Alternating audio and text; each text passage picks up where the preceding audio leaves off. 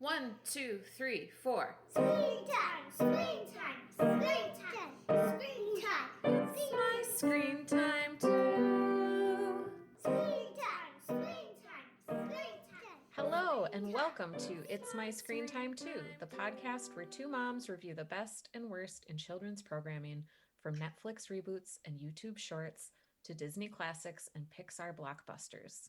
We watch, you listen. Find out what you can tolerate watching for family movie night, what to avoid altogether, and what you'll want to watch alone voluntarily. I'm Deborah, and I have 3 kids. Tony is 11, and Libby and Nate are 8. And I'm Katie. I have 2 kids. Jay, he's 5, and Kenny, he's 2. And today we are joined by Katie Kiekhaefer. Woohoo! She's a children's librarian. She's our great friend from library school. And she's the only one among us actually making her living in children's media. So we thought it was high time that she shared her insights with us. Welcome, Katie. Hi, thank you. I am so excited to be here. Thanks for asking me to be on the podcast. And yes, I'm the head of youth services at the Whitefish Bay Public Library in Wisconsin. Well, we can't wait to hear your professional insights on today's topics. But you are sadly going to have to sit through this segment with which we begin every episode, in which we tell a quick story about something adorable or sometimes awful that our children have done, just to get, the big mom stuff out of the way first. Deborah, have your kids done anything particularly adorable this week? Well, I love a good child mispronunciation. And this week, there have been lots of teachable moments in the news. And so we've been talking about government. And Tony kept referring to a branch of government. And I finally was like, oh, buddy, it's judicial, not judicial. Oh. Because he had obviously just read it and never heard it pronounced. Oh. But you know what? That happens to grown-ups all the time, too. We listen to a lot of podcasts. Today I was listening to a podcast talking about the news, political news, and the woman kept talking about rhetoric. And I was like, no, you say rhetorical, but you say rhetoric when you're talking about just the noun. But she did it again and again. So grown-ups do it, too. Yep, totally. That's true. We must have been on the same page because I also have a mispronunciation story.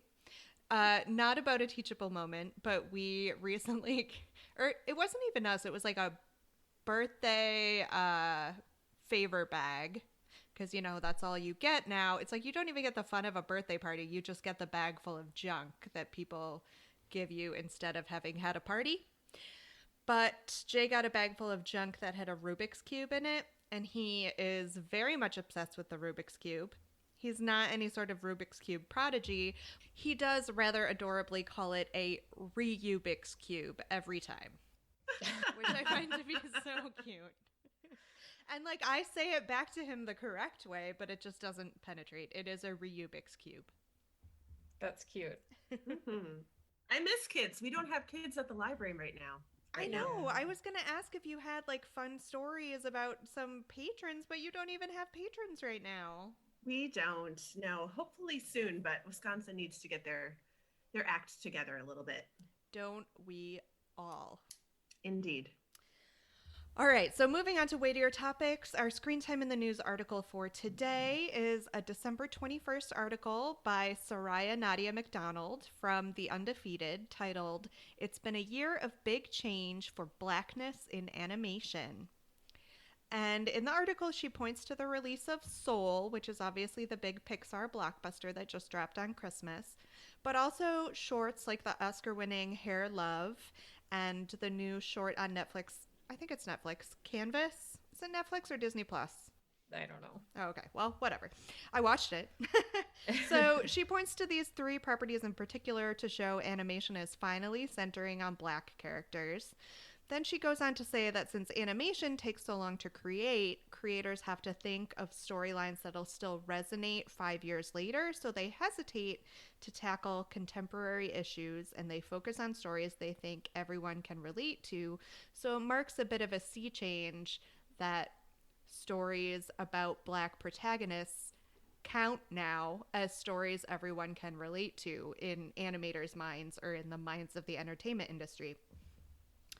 She talks a little bit about how television moves faster and has to confront the fact that white actors have often voiced black characters, mentions the recasting of Cleveland from Family Guy and Missy from Big Mouth. I found towards the end of the article, or really even towards the middle, that her thesis got a bit muddled because she keeps mentioning earlier projects as well, like Spider-Man Into the Spider-Verse, which we covered on the podcast a couple years ago, and also the Hari Kondabolu documentary, The Problem with Apu. So I guess I take her point, and I also think she felt like she needed to write something to coincide with the release of Soul. What did you guys think about this article? I was kind of stunned that this was, I mean, I didn't know that this was, Soul was the only major feature, animated feature to feature a Black protagonist in such a long time. And it's too late for that. Yeah. Agreed. Yeah, I think we don't have children, so we've been watching a lot of Big Mouth, and really enjoying the storyline of transitioning from Jenny Slate to the new voice actor who is Black, whose name I'm unfortunately forgetting right now. But yeah, I think this. I also think it's like Deborah said. It just takes too much time, but that's also not an excuse. Like the fact that we're still here after Princess and the Frog came out in 2009, and that isn't a contemporary story. I think that's the other thing in children's lit. You're getting a lot of feedback about we need not just fairy tales, we need not just like Black trauma, we need joyful stories. That's why I loved Hair Love. I thought it was just such a nice little snippet, and that of course is based on a picture book. So yeah, I want to see that. I haven't watched that. Yeah, we just need regular old stories with all kinds of people in them. Yes, and I think that segues really nicely into the topic for today's podcast. But instead of segueing nicely, let me first ask you if you have any follow-up from our last episode, Katie. So we recorded this whole episode about Supermarket Sweep, and it was a fun episode to record and talk about issues of food advertising and everything in today's media landscape, but we never once addressed the way that Leslie Jones pronounces Supermarket Sweep in every episode, which is like Supermarket Sweep. Like, I can't even do it. Like, I'm trying not to be too loud. It's awesome. It was one of my favorite parts. I'm sorry that you were not able to find a supercut on YouTube. Oh, I thought for sure that other people had to have seized on that as like an awesome little tweak that she made to the formula, but no, apparently it's just me. You also have a note on here wondering if our listeners can weigh in. Should we review We Can Be Heroes on Netflix? Because you watched a bit of it over the weekend. I have to tell you, my kids watched it twice. Over winter break.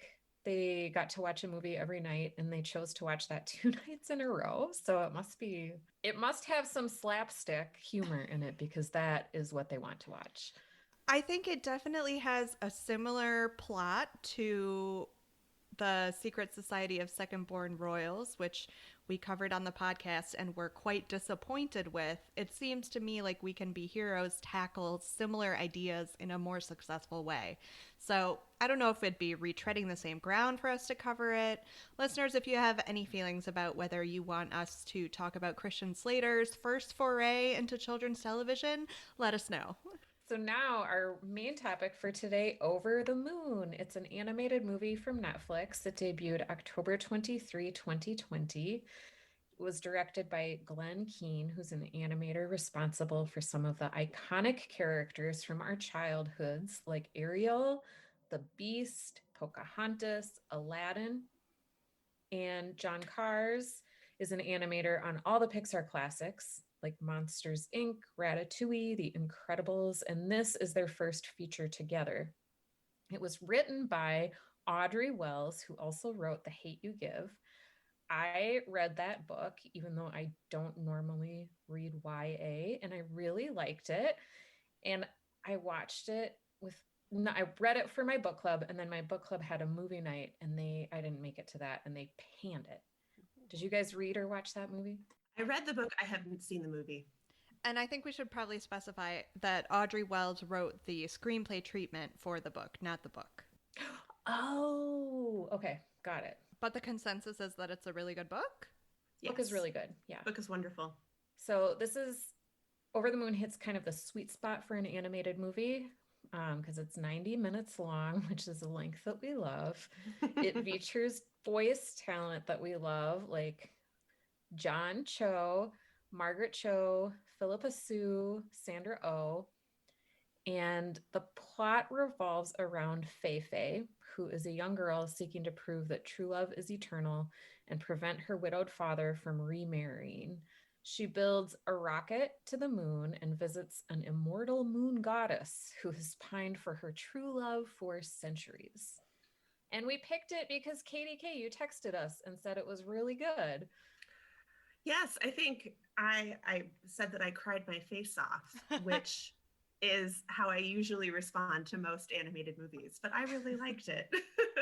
Which of course made me nervous from the jump because we all know that I don't like to cry right now. It was a cathartic cry. It's been like at the top of my Netflix recommendations for a while, so this was a good time to watch it, like right after the holidays when we're getting ready for a new time in our lives. And John Cho is in it too. Yeah, we can't say that enough. John Cho, John Cho, John Cho. John Cho. John Cho. So let's get into it. Basic question for everyone. Did you like it? Katie, do you want to kick us off? I did like it. I watched it again so that I could watch it without crying. I still cried, but at least I could keep my wits about me. I think we'll talk about this more, but I think it was, centered in that classic Disney, Pixar, the golden age in the 90s, but brought us a lot of great new things that we haven't seen before, and were really refreshing. And I had a few issues in rewatching it, but I still walked away really, really happy. Deborah, how about you? I liked it a lot. I thought it was really sad at first, and I didn't know how it was going to turn itself around. So that tension it made it more exciting. Mm-hmm. And I liked the characters. I liked the actors. Overall, I enjoyed it. How about you, Katie?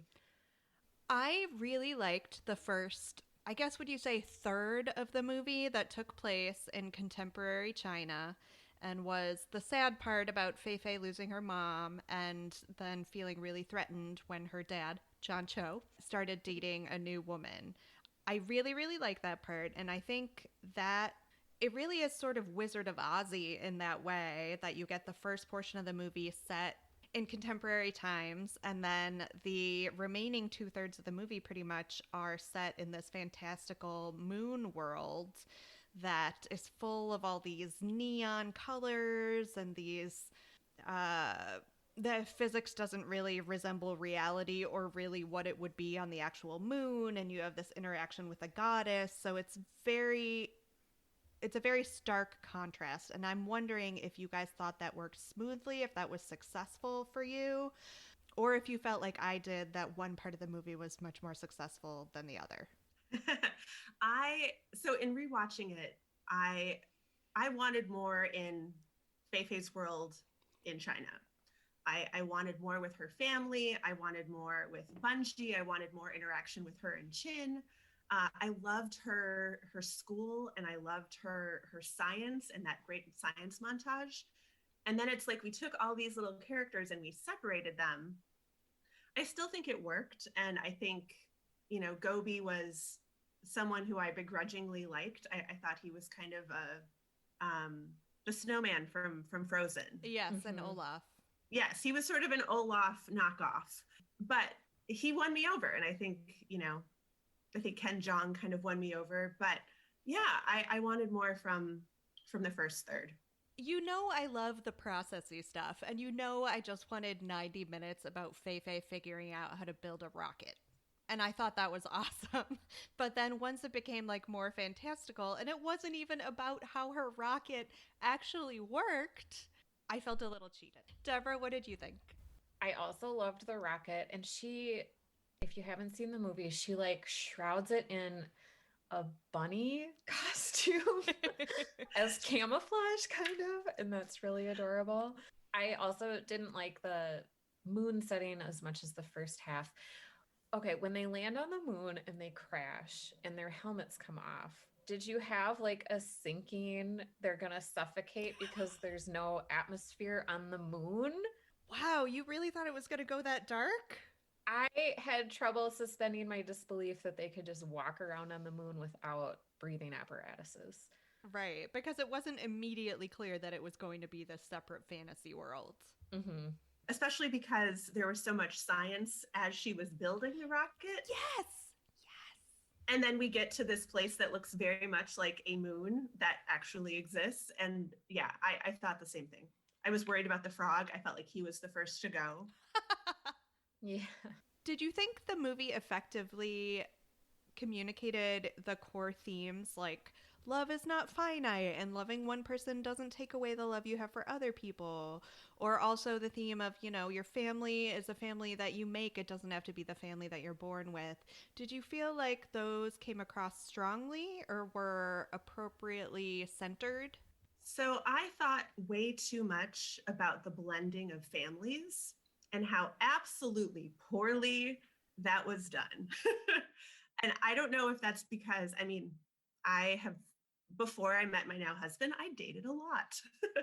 And I think about, you know, dating a single dad and, you know, the new girlfriend, she also has a son.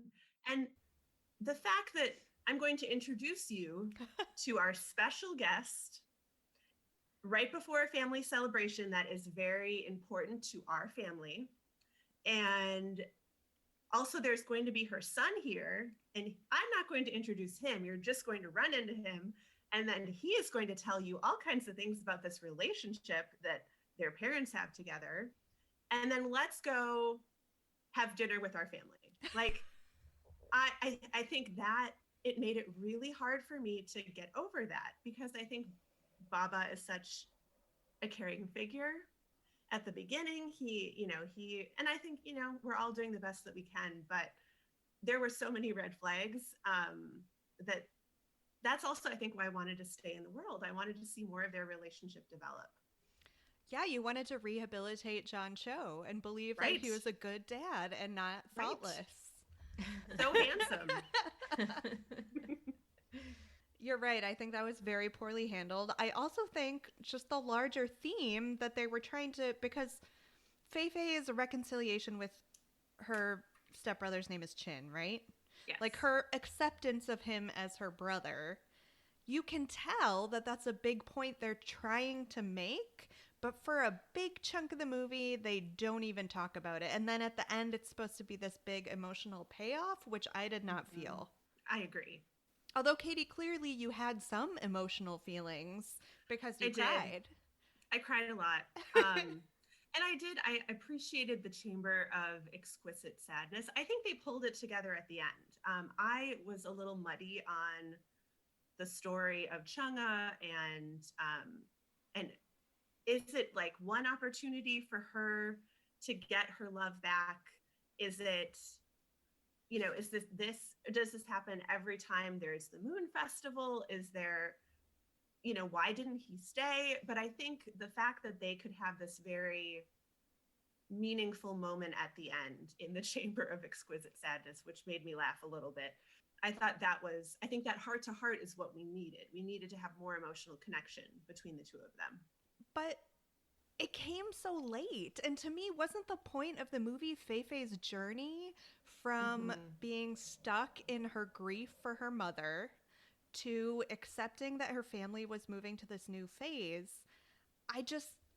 I did not see that, with very few exceptions, until like the final 10 minutes with this Chamber of Exquisite Sadness, where they seem to tie everything up with a neat bow. I just don't think there was much of an arc there. Deborah, what did you think?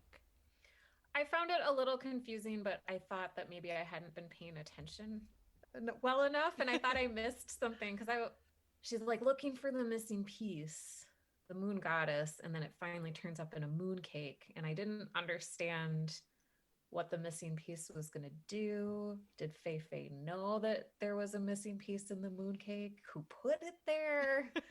And then this like handsome ghost guy shows up For like a split second, just to make everyone sad.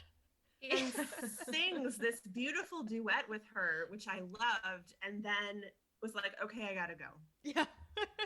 Get over it. It was it. sad, even though I didn't really feel like I completely understood what was going on. Like it was emotionally resonant. Mm-hmm. I think that Disney knows how to push the emotion buttons, and this isn't Disney, but certainly like Disney pedigree or whatever. Right. Yeah, and I think that's where it gets me. Like you can hit a certain note, you can have a little phrase of a song.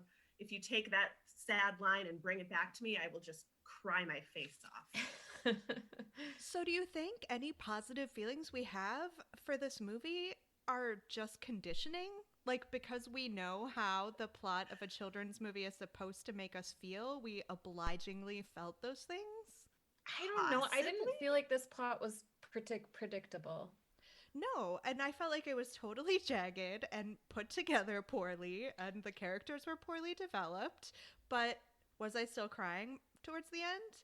Can I still like readily identify the through line that they wanted me to take away? Yes. Should we move on to the cast and characters? Sure. Maybe I'm being a little cruel to the script and the holes there. So maybe we can find some joy in our heart for some of these very famous people that contributed their voices to these characters. Did anyone stand out to you, Deborah? John Cho? I love John Cho. He can do no wrong, even if his character is a bit of a fumbler of the blended family conversation. Sandra Oh was the stepmom, and I would have liked more of her. I thought she was really good. And what's the little green guy's name again? Gopi. Gopi? Yeah, he like you guys were saying, he grew on me, and I really loved the stepbrother. I thought he was adorable. Yes. He did all the pranky, annoying stuff that little stepbrothers are supposed to do. He was kind of a surprise star of it, I thought. And a nice breath of realism, because I don't know about you, Deborah, but I can totally see either of my sons going through an extended phase where they fully believe they can run through walls. All evidence to the contrary. And just sticking with that. Katie, how about you? Did anyone stand out to you? In my notes, I wrote, Chin, what a champ. Aww. And I thought he was just adorable. And, certainly I think also had some emotional intelligence about him. I mean, not to read the room and be like, we're gonna be brother and sister. But and I wish that they'd kept them together, but we don't have to keep talking about what we wish had happened.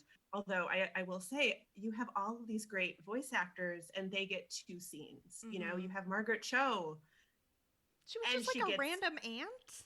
Yeah, I think she maybe had 4 lines. I want more Margaret Cho. Yes. Mm-hmm.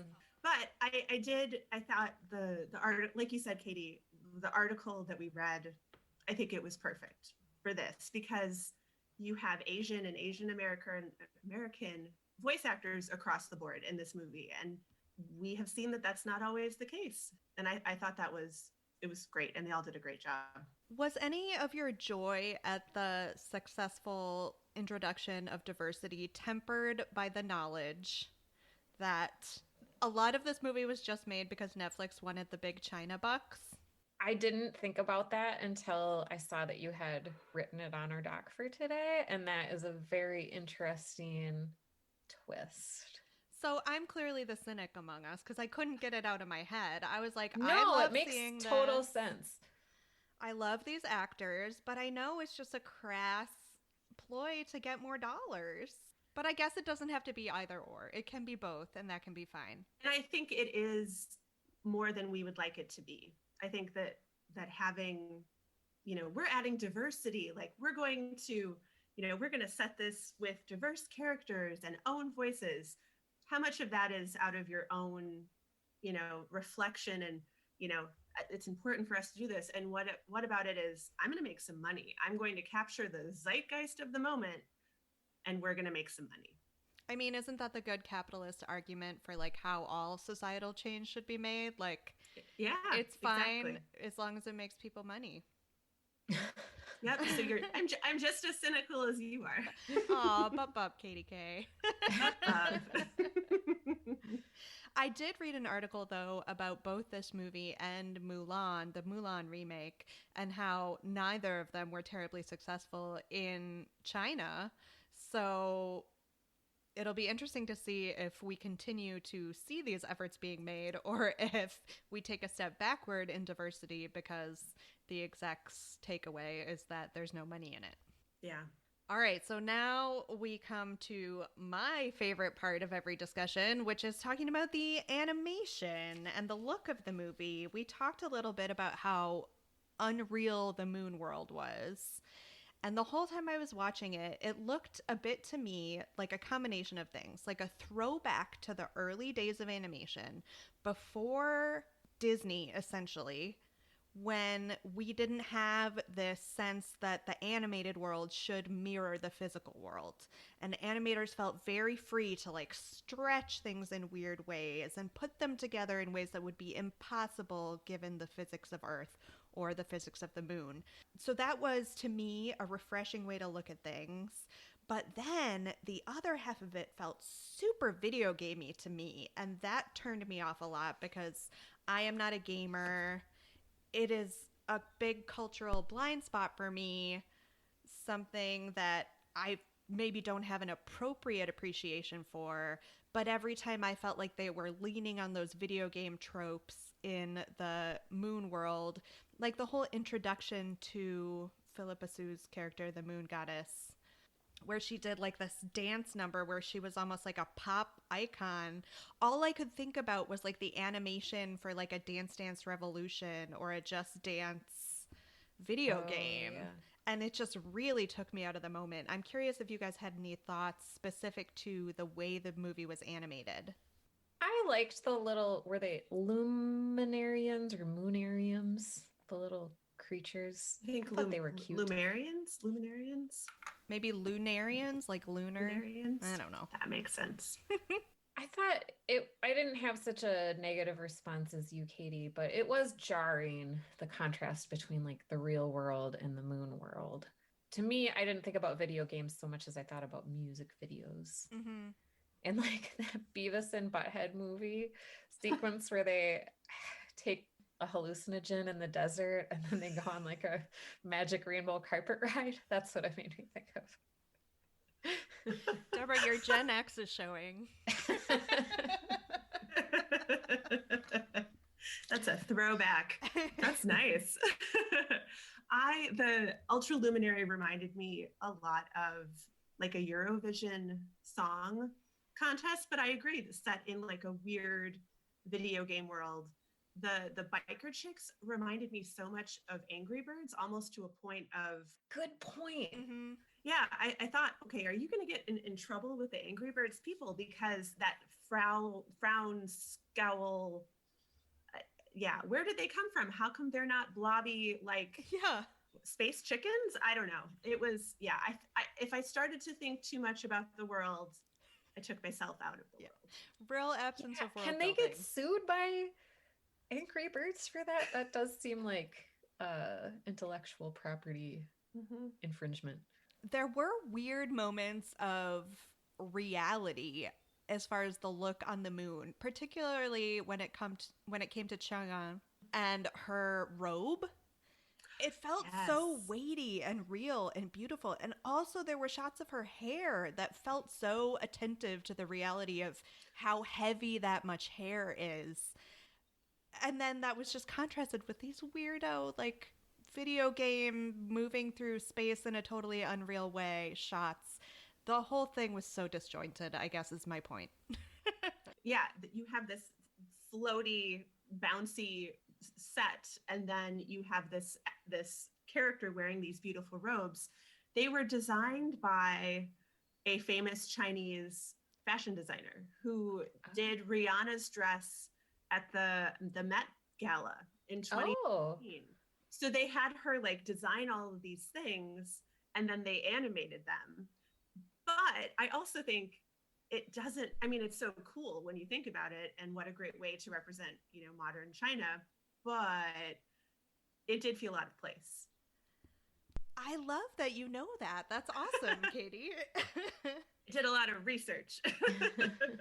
All right, Deborah, this is your wheelhouse as much as the animation is mine. Do you want to talk about the music?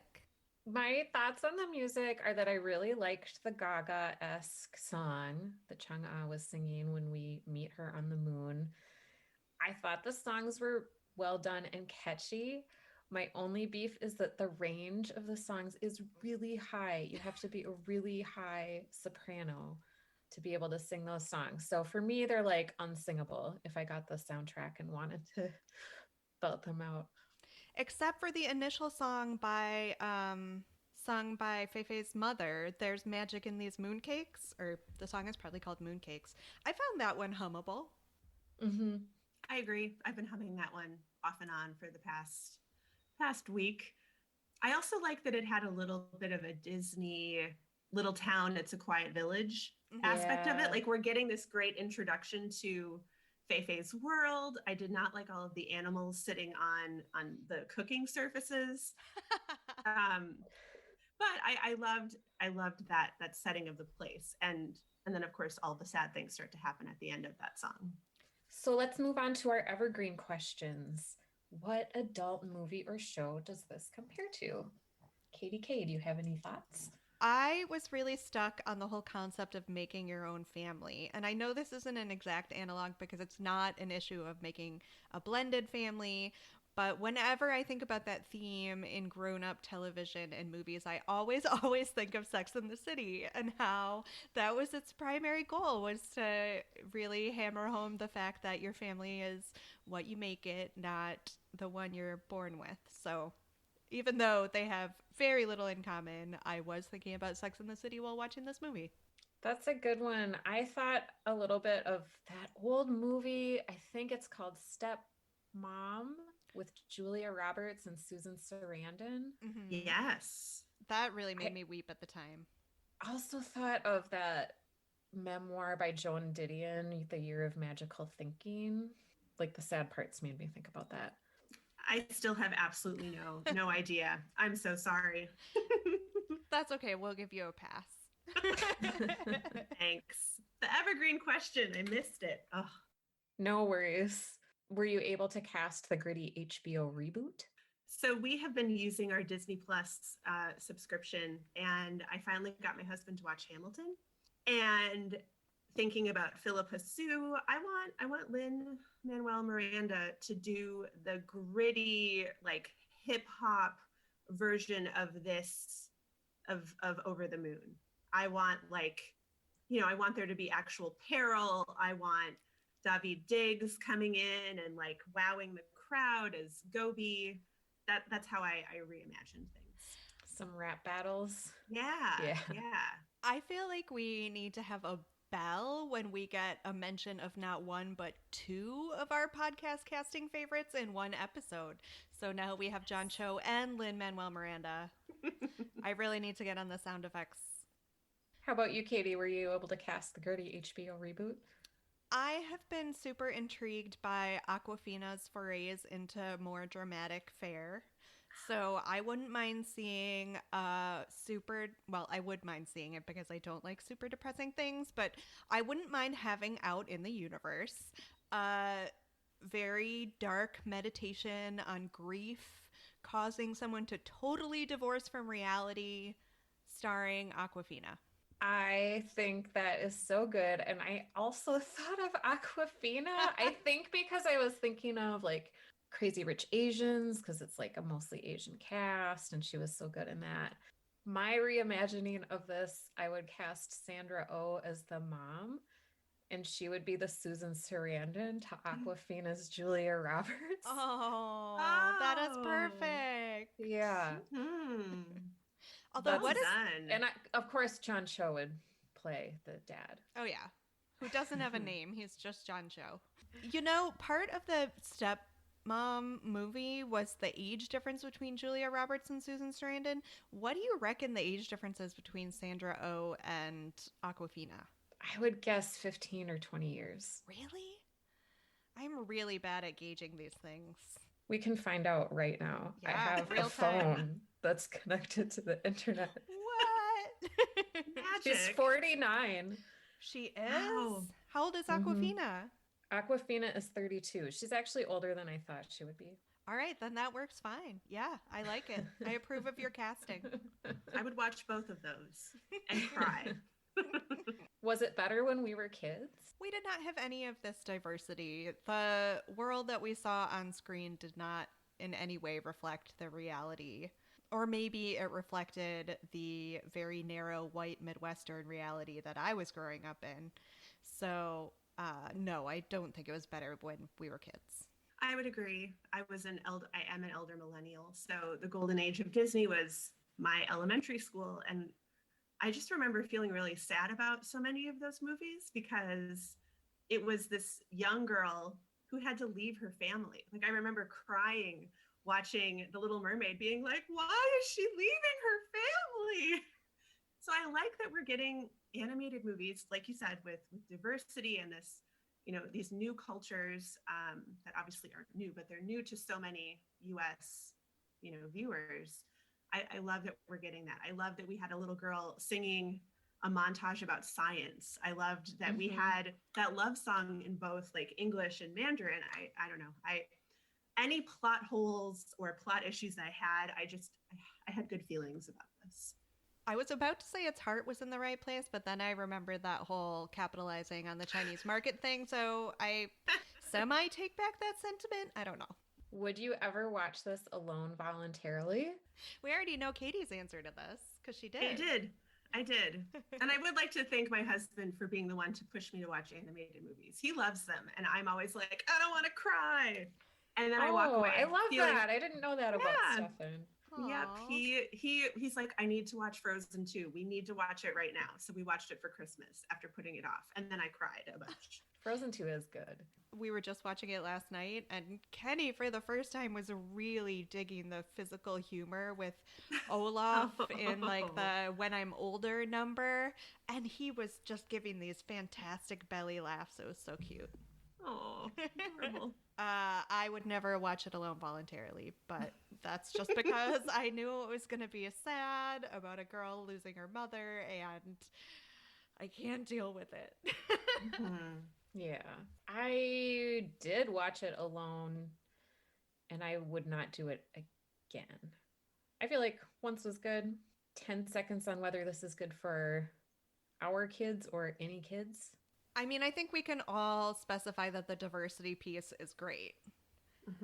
I also think, because I did watch it with my kids, that the fact that the moon world, everything that bothered me about the moon world, about it being so poorly fleshed out, just was a delight to my children. Like every bizarro, nonsensical thing that happened served to hold their attention. Katie, do you ever get questions from patrons about media? All the time. Obviously, book recommendation questions. Yeah. I think it's more stressful to get a movie question than it is to get a book question, because a movie question, usually it's going to be all of the family sitting down together watching. And if you say, oh yeah, this movie is great for your family, then when something happens that they don't like, they're all going to be sitting in the living room going, Miss Katie said this would be okay. It's a lot of stress. So yeah, I think I use common sense media with a grain of salt a lot to figure out what potential pitfalls there might be. And I think I would recommend this. Obviously there is, I think for a lot of sensitive kids, I was that sensitive kid, still am. And it basically, I think, that the sadness, you kick it off with that. And I think if you can get through that, I like that there is some action, there's that mild peril, but it's very low stakes because everything is so squishy and gravity doesn't seem to be a thing in the little made up world. So I think I would recommend it. But yeah, just if your kid is sensitive, this could be a rough one. Good point. So quick follow-up on the sadness up front. Like, where do you think this falls on a scale? Because most Disney, we keep calling this a Disney movie because it has so much of the same DNA, they often begin with losing a parent or losing both parents, sometimes in pretty traumatic ways. So would you call this comparable or worse because it's so much of a focus of the plot? That is a good question. I think it's handled very, like, it's handled very delicately. Like, it's not like Mufasa, where it is this incredibly traumatic event. Like, it's almost a quieter thing because it's happening at the end of a song. You don't see dialogue between her and her dad when he's coming to comfort her. So I even wonder if, like, it might get missed if you were a really young child where you're just like, I'm here for the music, or I'm here for Gobi. So maybe that would be better. I don't know. I would think it's fine for my kids, but we're at the point in the pandemic where they take all my recommendations and they stomp on them and they tear them up and they throw them in the garbage and then they set the garbage on fire. So they don't care what I think. It's good for them. So do you have to, like, go to lengths to trick them? I've just given up on their media consumption on the, like, for movie nights. We don't have family movie nights anymore. Oh, now's where the rubber hits the road. Should we do ratings? Katie, we won't make you go first. Deborah, what did you think? I would give it a 4. Solid. I'd probably go 3.5. I just couldn't get my head out of the plot, but there was definitely a lot to like about it. Katie, how about you? We're on a 1 to 5 scale. I would also say a 4. Definitely plot holes. If I thought about it too much, I got too confused, but I still really enjoyed it. And I think it brings a lot of great new energy to the world of animated features. Well, on that note, thank you for listening to this episode of It's My Screen Time Too. And thank you again to Katie Kiekhaefer for joining us today. Katie, where can our listeners find you in the world or on the interwebs? So you can actually, can I include my Pinterest username? Of course, yes, plug away. Okay, so if you want to find some good activities for kids, both at home or obviously at some point we would love to be crafting together, but you can go to Pinterest and find me at Bookish Katie K. And I have process art ideas, lots of sensory stuff, stuff for teens, stuff for kids. It's all library accounts, but we have about 8 years of pins. So come and find some new ideas. And if you want to follow me on Twitter, you can, but it's mostly just reposting a lot of political stuff. It's the same username, but not a lot of great library content there. All right. Well, please rate and review us on Apple Podcasts or wherever you get your podcasts, and check out our website at myscreentime2.com.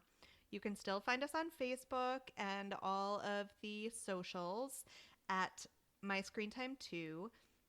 And that's also where you'll find out what we're covering in our next episode if you want to watch along with us. Our theme music was composed and performed by Deborah and her adorable children, and our podcast is produced by me, Katie. Tune in next time for more real talk about the movies and TV beloved by kids and tolerated by parents. I don't know what was happening with my intonation just there, but it was fabulous, and I'm definitely keeping it that way. Bye. Bye. Bye.